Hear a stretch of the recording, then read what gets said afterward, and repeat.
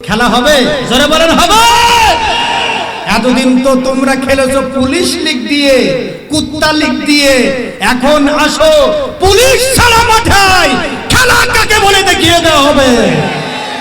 কোথায় আওয়ামী লীগ, কোথায় কাদের কাকা, কোথায় গেল ওই জালিমের গরম গরম কথা। খেলা হবে, খেলা হবে, খেলা হবে বলে কাকাই গেল পালাইয়া। হাসিনা পালাইছে দেশটা ছাড়িয়া, স্বৈরাচার পালাইছে দেশটা ছাড়িয়া। সালাম তোমায় শহীদ, আরো যারা শহীদ, ভুলবে না এই ছাত্র সমাজ হয়েছে যারা শহীদ। বাংলাদেশের ইসলামী আন্দোলনের কর্মীদেরকে প্রতিটা ইঞ্চি ইঞ্চি জমি পাহারা দিতে হবে। আর কোন লেডি ফেরাউন শেখ হাসিনা যেন ভারত থেকে চট করে ঢুকে না পড়তে পারে। বলেন ঠিক কিনা? ইসলাম এসেছে উত্তপ্ত বালুর ময়দানে, ইসলাম এসেছে হামজার কলিজা দিয়ার মাধ্যমে, ইসলাম এসেছে হুসাইনের কাল্লা দিয়ার মাধ্যমে, ইসলাম এসেছে বিশ্বনবীর দান্দান মুবারক শহীদ করার মাধ্যমে। জুড়ে বলেন ঠিক কিনা? বন্ধুগণ আমার, বিশ্বনবী কত কষ্ট করেছেন। ইসলাম কিন্তু এমনি এমনি আসে নাই। ইসলাম কত কষ্ট করে এসেছেন, ভালো করে শোনেন একটুখানি বলি। বিশ্বনবী দিন প্রচার করে, সাহাবারা দলে দলে মানুষ ইসলাম গ্রহণ করে। কাফেরদের সহ্য হয় না, মুহাম্মদের দল ভারী হয়ে যায়। কাফেরদের সহ্য হলো না, মুহাম্মদকে যখন ফিরানো গেল না, অনেক অফার দিয়ে যখন ফিরানো গেল না, শেষ পর্যন্ত তারা সিদ্ধান্ত নিল না এইভাবে করে মুহাম্মদকে আটকিয়ে রাখা যাবে না। শেষ পর্যন্ত দারুন নদওয়ার বৈঠকে সিদ্ধান্ত নিল মুহাম্মদকে দুনিয়ার থেকে বিদায় করে দিতে হবে। জোরে বলেন নাউজুবিল্লাহ। চক্রান্ত শুরু হয়ে গেল, সিদ্ধান্ত গ্রহণ করল। বন্ধুগণ আমার, মা বোনেরা আমার, ভালো করে কান লাগান। আল্লাহর নবী জনাবে মুহাম্মদ রাসূলুল্লাহ সাল্লাল্লাহু আলাইহি সাল্লামকে আল্লাহ রাব্বুল আলামিন জানিয়ে দিল, মুহাম্মদ আর মক্কায় তোমাকে থাকা যাবে না, চলে যেতে হবে। রাতের ভিতরেই তুমি মক্কা নগরী ছেড়ে দিয়ে মদিনায় হিজরত করে চলে যাও। বিশ্ব নবীর মনটা হু হু করে কেঁদে উঠল। আল্লাহর নবী চোখের পানি ছেড়ে দিয়ে গভীর রাতে বের হয়ে পড়ল ঘর থেকে। ঘর থেকে বের হয়ে মক্কার আকাশের দিকে তাকিয়ে বলল, হে মক্কার আকাশ, তোকে আর আমি দেখতে পাবো না, তুই আমাকে আর দেখতে পাবি না, আমি চলে যাব মদিনায়। হে মক্কার মাটি রে, তোর বুক দিয়ে আমি আর হাঁটবো না। কাফেরদের সহ্য হলো না, আমাকে হিজরত করে মদিনায় চলে যেতে হবে। বিশ্বনবী কাবা ঘরের গায়ে হাত দিয়ে চোখের পানি ছেড়ে দিয়ে ডুকরিয়ে ডুকরি কাঁদে, বলে, হে কাবা, তোর কাছে কত স্মৃতি আমার, এই কাবা ঘর ছেড়ে আমাকে চলে যেতে হবে। আমি মদিনায় গিয়ে সব কিছু পাবো, কিন্তু কাবা তোকে পাবো না। বিশ্বনবী চোখের পানি ছেড়ে দিয়ে কাঁদে। মনে মনে চিন্তা করলেন, শেষবারের মতো কাবার ভিতরে 2 রাকাত নামাজ পড়ে যায়। গিয়ে দেখে কাবা ঘরের তালা ঝোলানো আছে। কাবা ঘরের চাবি কার কাছে থাকতো নবী আমার জানতো। কাবা ঘরের পাশেই তার বাড়ি ছিল, নাম তার উসমান। উসমানের কাছে কাবা ঘরের চাবি থাকতো। বিশ্বনবী গভীর রজনীতে উসমানের বাড়িতে গিয়ে নক করলেন। উসমান দরজা খুলে দিল। দরজা খুলে দেখে মুহাম্মদ তার বাড়ির দরজায় দাঁড়িয়ে আছে। উসমান বলল, মুহাম্মদ, তুমি এখনো যাও নাই, তোমাকে পেলে যুবকরা হত্যা করে ফেলবে, সিদ্ধান্ত হয়ে গিয়েছে, জলদি করে চলে যাও। তিনি বললেন, ভাই উসমান, আমি চলে যাব, আমি থাকবো না, আমার হুকুম হয়ে গিয়েছে, আমি চলে যাব, কিন্তু তোমার কাছে অনুরোধ করি কাবা ঘরের চাবিটা দাও। আমি শেষবারের মতো 2 রাকাত নামাজ আমার আল্লাহ রাব্বুল আলামিনের পায়ে, কুদরতি পায়ে 2টা সিজদা দেব। উসমান বলল, বিরক্ত করো না, তোমাকে আমি চাবি দিতে পারবো না, নিষেধ আছে, চলে যাও। আল্লাহর নবী নাসার বান্দা বলল, উসমান, কেউ জানবে না, রাতের আধারে আমি আর তুমি জানবো, চাবিটা দাও, কেউ জানবে না। মেহেরবানি করে আমাকে চাবিটা দাও, 2 রাকাত নামাজ পড়বো। উসমান বলল, না না, তোমাকে দেয়া যাবে না, চাবি যদি দিয়ে আমার চাকরি চলে যাবে। বলল, কেউ জানবে না, আমি আর তুমি জানবো। বারবার নবী অনুরোধ করে চোখের পানি ছেড়ে দিয়ে, ভাই উসমান, আমি জীবনে কোনোদিন কারোর কাছে এইভাবে কোনোদিন কিছু চাই নাই, তুমি আমাকে শেষবারের মতো চাবিটা দাও, আমি আমার আল্লাহর পায়ে 2টা সেজদা দিয়ে চলে যাব। মুহাম্মদ বলল, উসমান বলল, চলে যাও জলদি করে, তোমাকে হত্যা করে ফেলবে।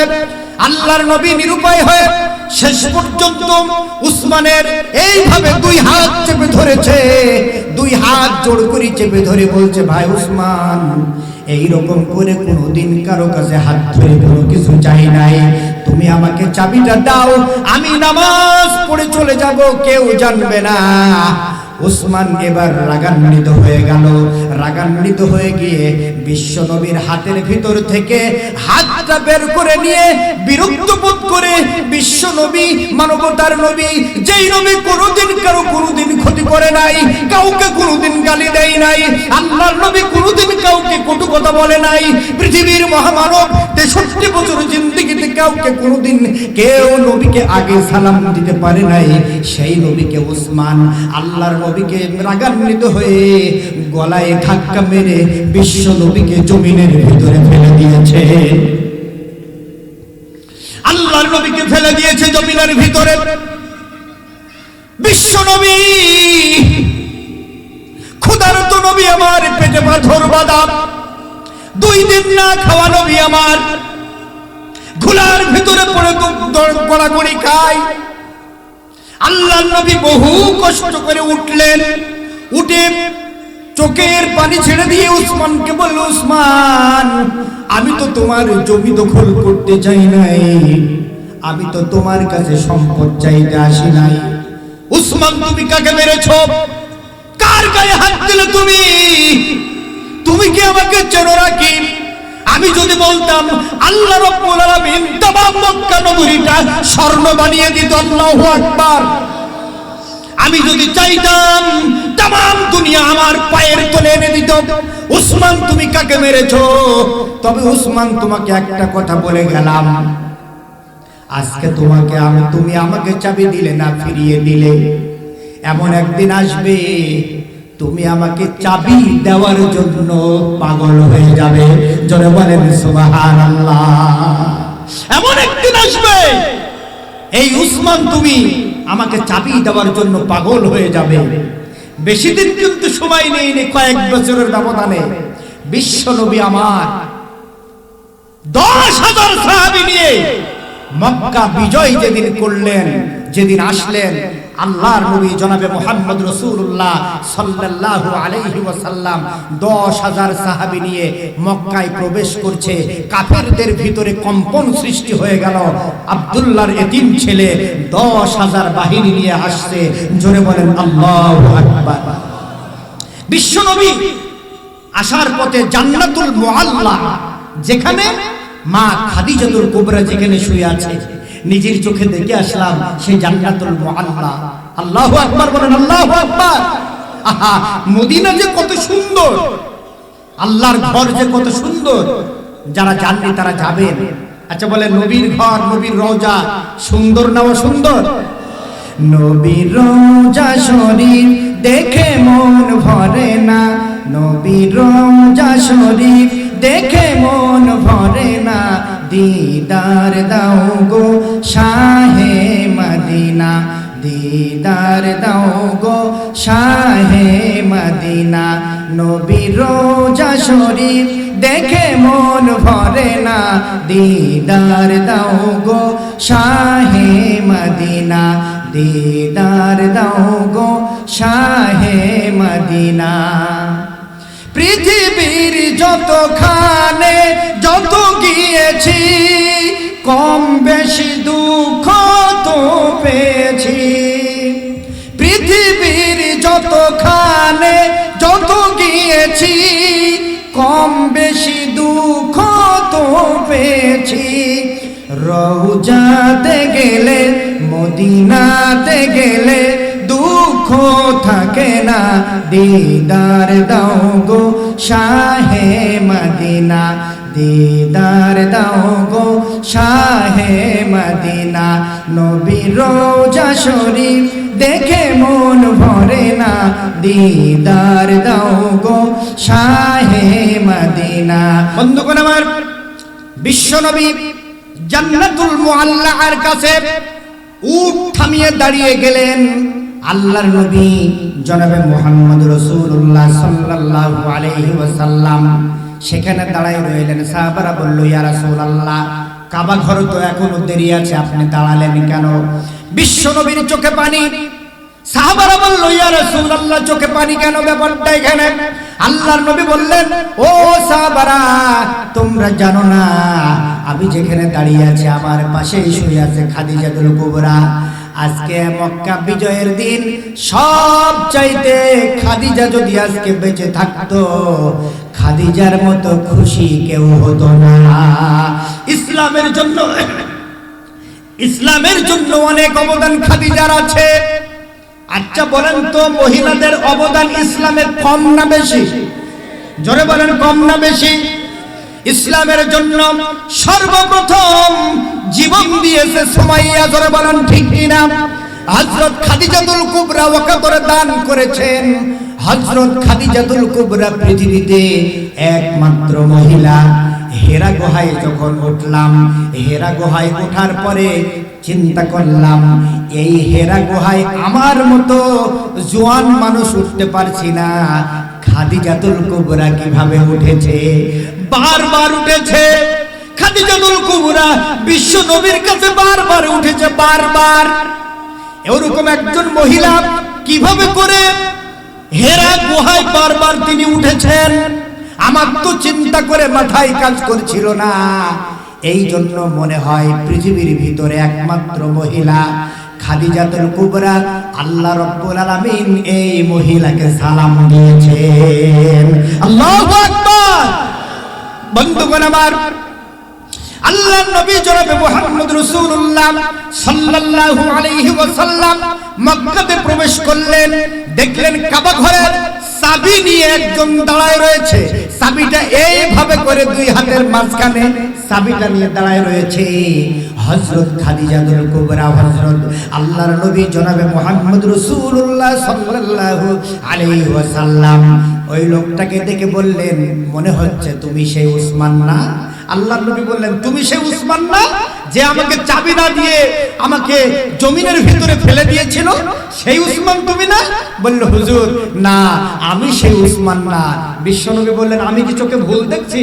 তুমি তো সেই উসমান যাকে না আমি কতবার চাবি চেয়েছিলাম, রাতের আধারে তুমি আমাকে চাবি না দিয়ে আমার গলায় ধাক্কা মেরেছিলে।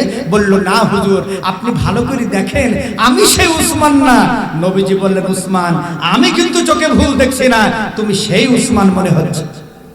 হযরত উসমান তখন বলল, হুজুর, আমি কিন্তু সেই উসমান না। যেই উসমান সেদিন আপনার সামনে ছিল সেই উসমান আমি নই। যেই উসমান আপনার সেদিন রাতের বেলায় গলায় ধাক্কা মেরেছিল সেই উসমান ছিল কাফের। তখন ছিলাম কাফের, কিন্তু আপনাকে চাবি না দেওয়াতে আমার মনের ভিতরে এত অশান্তি, এত জর্জরিত হয়েছে, আমি অনুতপ্ত হয়েছি, অনুশোচনা করেছি। অনুশোচনা করে আপনি যাওয়ার পরে থেকে আমার রাতে আর ঘুম হয় না। ইয়া রাসূলুল্লাহ, আমি কাকে আঘাত করেছি, কাকে গলায় ধাক্কা মেরেছিলাম, আমার আর রাতে ঘুম হয় না। ইয়া রাসূলুল্লাহ, সেই উসমান ছিল কাফের, আর আপনার সামনে যে উসমান দাঁড়ায় রয়েছে এই উসমান হলো কবে কালেমা পড়েছে লা ইলাহা ইল্লাল্লাহু মুহাম্মাদুর রাসূলুল্লাহ সাল্লাল্লাহু আলাইহি ওয়াসাল্লাম। এই জন্য ইসলাম কত কষ্ট করে এসেছে। ইসলাম কিন্তু এমনি এমনি দুনিয়াতে আসে নাই। জোরে বলেন ঠিক কিনা? ইসলাম আমরা জানি, এ পথে চলতে গেলে মামলা হবে, হামলা হবে, জেল হবে, জুলুম হবে, ফাঁসি হবে, নির্যাতন হবে, ঘর বাড়ি ছাড়া হতে হবে। কিন্তু মুসলমান জীবন দেবে, ঈমান দেবে না। জোরে বলেন ঠিক কিনা? কারা কারা দেখান। নারায়ে তাকবীর। আল্লাহ কবুল করুন, জোরে বলেন আমিন। আমরা সবাই ইসলামের পথে থাকতে রাজি আছি না নাই? সম্মানিত উপস্থিতি, আমরা যে স্বাধীনতা পেয়েছি, মনে রাখবেন স্বাধীনতা পাওয়ার চেয়ে স্বাধীনতা রক্ষা করা কঠিন। জোরে বলেন ঠিক কিনা? একজন ভিক্ষুক মহিলা, মনে করেন একজন ভিক্ষুক মহিলা, সে কিন্তু তার ঘরে কিন্তু সম্পদ থাকে না, এই জন্য দেখবেন সে ঘরের দরজা খোলা রেখে ঘুমায়, তার মনে কোনো চিন্তা নেই, কারণ ভিক্ষুক মহিলা তার ঘরে কি নেই? সম্পদ নেই। কিন্তু যে কোটিপতি, যার ঘরে সম্পদ আছে, মনে করেন তার ছেলে আগের দিন বাড়িতে এসেছে 2 কোটি টাকার সম্পদ নিয়ে, সোনার গহনাকাটি নিয়ে বাড়িতে এসেছে, আপনারা বলেন এই লোক কি দরজা না দিয়ে ঘুমাতে পারবে? সে বারবার জিজ্ঞাসা করবে কর্মচারীকে, এই দরজা দেয়া হয়েছে? বলবে স্যার দিয়েছি। আবার স্ত্রীকে বলবে, আগো দরজাকে দিয়েছো? বলবে দিয়েছি। নিজে যখন ঘুমাবে তারপরেও ঘুম হয় না, আবার উঠে কি দেখে যে দরজা দিয়ে আছে কিনা। ধরে বলেন ঠিক কিনা? এর কারণ কি? কারণ হচ্ছে কোটিপতি, তার ঘরে কোটি টাকার সম্পদ আছে, চুরি হয়ে যাওয়ার ভয় আছে, আছে না নাই? সম্মানিত উপস্থিতি, বাংলাদেশে 5 তারিখের আগে স্বাধীনতা নামক বস্তু, স্বাধীনতা নামক সম্পদ আমাদের হাতে ছিল না। আমরা 5 জন এক জায়গায় বসে কথা বলতে পারিনি, আমরা কোরআনের কথা বলতে পারিনি, ঘর বাড়িতে ঠিক মতো ঘুমাতে পারিনি, ইসলামের কথা আমরা মুখ ফুলিয়ে বলতে পারিনি। আমরা কোরআনের কর্মীরা জেলখানায় মাসের পর মাস, বছরের পর বছর আমাদেরকে জেলখানায় পুড়ে পুড়ে মরতে হয়েছে। সুতরাং স্বাধীনতা নামক এই সম্পদ যখন আমাদের হাতে এসেছে, বাংলাদেশের ইসলামী আন্দোলনের কর্মীদেরকে প্রতিটা ইঞ্চি ইঞ্চি জমি পাহারা দিতে হবে। আর কোন লেডি ফেরাউন শেখ হাসিনা যেন ভারত থেকে চট করে ঢুকে না পড়তে পারে। জোরে বলেন ঠিক কিনা? আল্লাহ কবুল করুক, জোরে বলেন আমিন। সম্মানিত উপস্থিতি, আপনারা ভয় পাচ্ছেন নাকি? জোরে বলেন ভয় পাচ্ছেন? আল্লাহর শুকরিয়া আদায় করেন, বলেন আলহামদুলিল্লাহ। আল্লাহ তোমার দরবারেতে হাজার শুকরিয়া, আল্লাহ তোমার দরবারেতে হাজার শুকরিয়া। হাসিনা পালাইছে দেশটা ছাড়িয়া, স্বৈরাচার পালাইছে দেশটা ছাড়িয়া। ঠিক কিনা বলেন? কোথায় আওয়ামী লীগ, কোথায় কাদের কাকা, কোথায় গেল ওই জালিমের গরম গরম কথা? কোথায় আওয়ামী লীগ, কোথায় কাদের কাকা, কোথায় গেল ওই জালিমের গরম গরম কথা? খেলা হবে, খেলা হবে, খেলা হবে, জোরে বলেন হবে। এতদিন তো তোমরা খেলেছো পুলিশ লীগ দিয়ে, কুত্তা লীগ দিয়ে, এখন আসো পুলিশ ছাড়া মাঠায় খেলা কাকে বলে দেখিয়ে দেওয়া হবে। কোথায় আওয়ামী লীগ, কোথায় কাদের কাকা, কোথায় গেল ওই জালিমের গরম গরম কথা? খেলা হবে, খেলা হবে, খেলা হবে বলে কাকাই গেল পালাইয়া। হাসিনা পালাইছে দেশটা ছাড়িয়া, স্বৈরাচার পালাইছে দেশটা ছাড়িয়া। সালাম তোমায় সাঈদ, আরো যারা শহীদ, ভুলবে না এই ছাত্র সমাজ হয়েছে যারা শহীদ। ঠিক কিনা বলেন? সালাম তোমায় সাঈদ, আরো যারা শহীদ, ভুলবে না এই ছাত্র সমাজ হয়েছে যারা শহীদ।